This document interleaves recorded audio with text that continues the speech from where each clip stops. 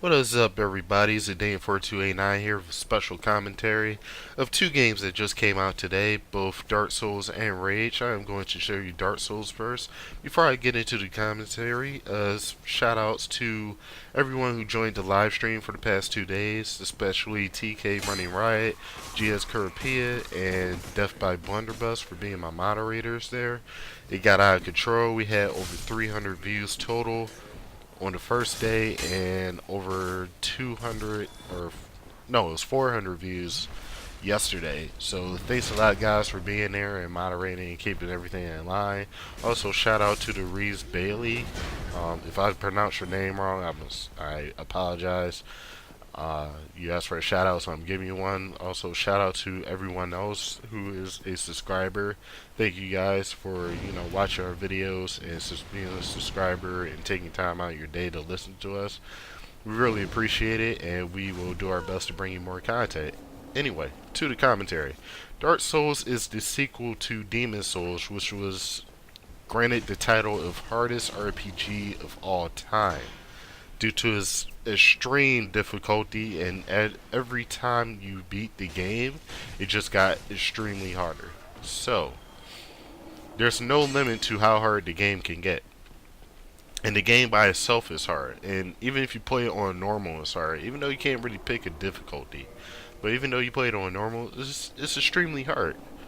So you have to learn, what to do, how to do certain things, where to go, what class fits you, what class does this, what class does that, and stuff like that. I have no idea why I was standing there for so long, by the way. Anyway, this is a tutorial stage. It basically teaches you how to play the game, and then you go into a boss fight, which you just jump down and chop him in the head real quick, take half his health, and then you just turn around, chop his ass in the butt, and he'll try to hit. Well, he actually did hit me with the club. I think one of the classes, I think his warrior, can actually take his hammer as a weapon. I'm not 100% sure. Somebody on stream told me that. If anybody can confirm that, please do. I would like to know so I can go back as a warrior or something and actually get that hammer. You can always use fire magic on him. In most RPGs, I like to be like, a little magic battle mage or something. Kind of like in my old days in Final Fantasy 11, I was a red mage at first, got to level 70, and I started being a samurai because I got tired of, refreshing people for magic and healing and stuff like that. So it was a nice change of pace. So I become more like, more lean towards, melee.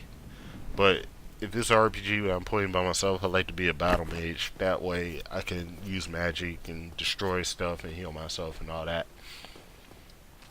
As you go through the game, you'll find like different messages written on the ground from other players who are actually playing the game too. They supply you with tips as to like, okay, be careful, there's snipers ahead, or there's a boss ahead, or watch out, there's like nothing down here, and you jump down a hole and you end up dying. It's kind of stupid. And then this giant crow shows up and takes you nowhere but to the next stage. Excuse me, I'm still like, a little bit sniffly because of the weather change, so I apologize if you hear me like, cough or sniffle or whatever it is. These are the skeletons that I had a really, really hard time with. I couldn't understand why, but then I found out they were like, maybe 10 levels higher than me. So it's kind of hard to beat them. And this was also my first death on this character, which kind of sucked. But this game is unrelenting, it is unforgiving, it doesn't hold your hand like Fable 3 does. Because in Fable 3 they just say, oh, go this way, oh, we have a partner that can help you, oh, here, use your dog is here to help you. No, that's not the case in this game. You die, and you die a lot. The actual slogan for this game is prepare to die. I died about 50 times already, so I'm actually starting to believe that slogan. But there's different parts you can go. Like the quest that I'm doing is for a guy. He said ring the bells, the 2 bells, to summon something. I can't remember what it was. But I tried to go for the bottom bell. That's where the skeletons are, and kind of failed at that. So then I decided to go up towards the undead city. And I found out that it's easier for me to go this way. And I have no idea why I'm standing around right here, but whatever. Anyway. The undead city is like filled with like, you know, zombie undead and stuff like that. And you start off as an undead yourself.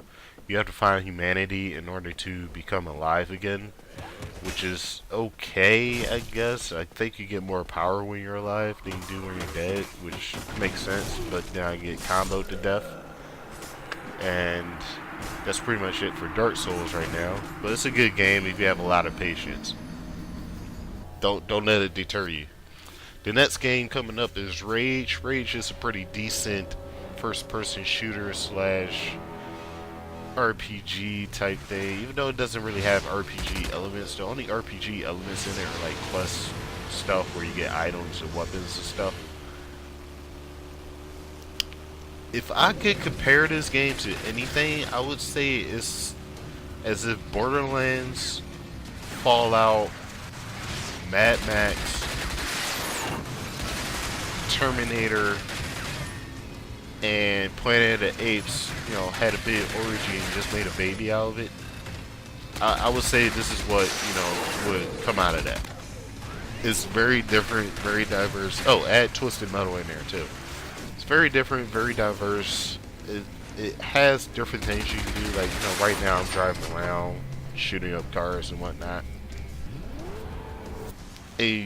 You know, you get the car at first, you don't have any weapons, but then you have to do various quests like races and stuff to get the weapons, like the guns and the rockets and the mines and all that. And then you got this guy who's wearing a monocle. Shout out to Hellish D's because he likes monocles. And he says, "Oh, go to this crater for me." I would go myself, but you know, I can't. I'm near the city, so I'm not going to show you all that quest because it was kind of short. And then you got guys that you just want to slap, like this guy. How are you attending a bar as a bouncer but you're asleep? It doesn't make any sense to me. Anyway, this is the combat part. I have no idea why I'm standing here. I think this was when my cat jumped in front of the TV. And you get different weapons with different ammo types. Example. With the assault rifle that I'm using right now, you have steel assault rounds, and then you have rounds that are called fertile assault rounds. The fertile assault rounds actually pierce through armor and cause higher damage than your regular assault rounds would. And then you have a pistol, which has like 3 or 4 different types of ammo. Like one's the standard for humans, another one's like, you know, fat boys. They're like really punchy type bullets and everything, which, you know, hit the target and causes the target to fly back. And then you have kill bursts, which kind of are bullets inside of a bullet, which kind of act like, you know, little mini machine guns or Gorgon pistols from Gears 3. Then you have rocket launchers, shotguns, a double barrel shotgun, which is pretty cool. And you also have grenades, EMP grenades, and these things called wing sticks. The wing sticks are hilarious because they're like boomerangs. You can catch them when they bounce back, but you can only use them with so much. That thing right there, the thing I just threw. They have a high chance of decapitating people's heads. Also, you can clear out like a room of 3 people with one of those things. It's pretty damn awesome. Right now, I'm trying to figure out how to kill this giant mutant thing back there. So I think I have a sniper rifle. I should have a sniper rifle. I hope I have a sniper rifle. Oh, there we go. Okay. So I'll throw that first. Okay, let me just try to shoot it in the face a couple of times. That didn't work because he has to like metal plate in his face, and after a while I just gave up.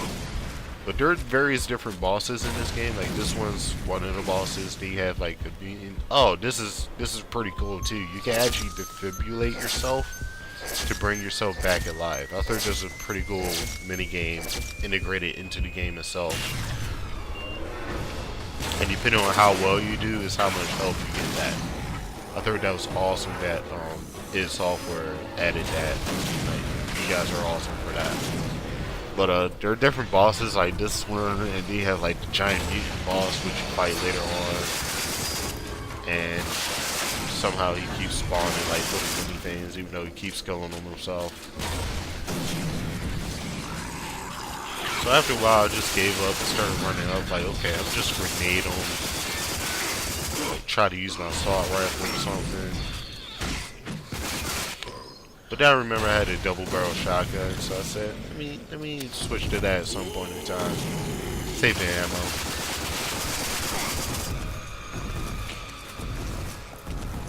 I don't even know why I pulled out sniper rifle right there. But see that leg right there? That leg is completely vulnerable to damage. So if you have like a powerful shotgun like the double barrel, I think you would get that if you reserve the game though. There's a basic combat shotgun you can use too. So don't worry about it. But I hope you guys like, enjoyed watching Rage and Dark Souls. And I hope you guys like, want to see more of this content because I enjoy playing them and the video's dwindling down now. So don't forget, comment, rate, and subscribe. And the contest is still going on until this Saturday. And I will catch you guys later.